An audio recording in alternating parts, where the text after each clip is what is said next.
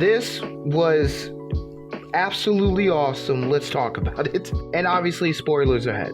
Firstly, I'm really glad they did not screw up Shinsuke Nakamura. The first thing I thought when he came back was, oh my goodness, he's back. He looks different, and I really hope WWE does not mess things up like they did, for example, in 2018. And so far, it doesn't look like they have, though. I really enjoy this new character. I love weird and wacky and mysterious kind of characters in wrestling, so like The Undertaker, among many other characters, so I appreciate this. I love that he plays the mind games and strikes hard in order to get the victory. One of the commentators in the post-show said that they have heard this constant criticism about Shinsuke Nakamura in WWE, that there's this Americanized version that just isn't as good as the Japanese version, and maybe they're returning to a more Japanese iteration of the character of Shinsuke Nakamura, and I am all here for it. So glad he won the title. Sorry LA Knight, but he's got a bright future. He'll be okay. I am enthralled with the storylines that WWE has been telling and how well they've been crafting them lately. And I think a great example of this is the Gunther versus Damian Priest match. I remember watching their first match and thinking the only reason why Gunther won is because of the interference and the other crap that was going on. That's wild. That's interesting considering how much he wins and how long his title reigns are. And the fact that I picked up on that actually mattered to their second match in their second rivalry, which feels good for me as a fan, because that means that WWE is paying attention to what they're doing, and I feel rewarded as a fan for paying attention to what they're doing, even in the small details. That said, it was a similar situation again. Damian Priest looked like he was hurt, and Gunther took advantage, and there was also interference from Finn Balor. So far, Gunther has not had a super clean victory over Damian Priest like he probably wanted. Judging from the big boot that he gave Finn Balor, I'm assuming that's what he wanted.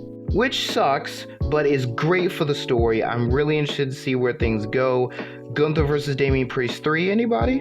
And oh my goodness, this rivalry, this absolute cinema that we have had the pleasure of witnessing over the years is insane. I think Daniel Bryan a number of years ago said that he did not trust WWE to do a very good job telling the Yes Movement storyline, and he was surprised at how well it went. And yet here we have the Bloodline, this 4+ year long story that has had all sorts of twists and turns and details and intricacies and callbacks and references, and we got a lot more of that tonight. It was awesome to see how they depicted the relationships between the different characters involved.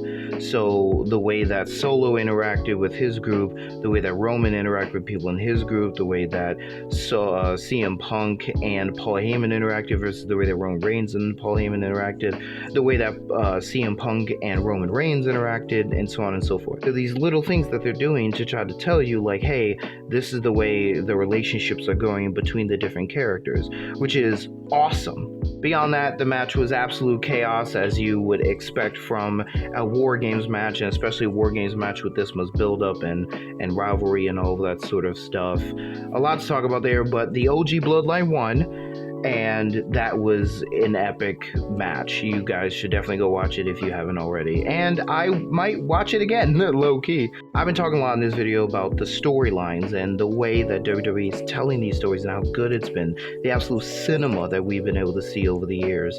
That said, I'm curious to know, why do you guys think that's the case? Because I genuinely feel that there's a big difference between the way WWE was telling storylines a couple years ago, like during the pandemic even, to the way it was happening before that even, like 2019, 2018 back, and then the way it's been happening in the last year and a half, 2 years, something like that.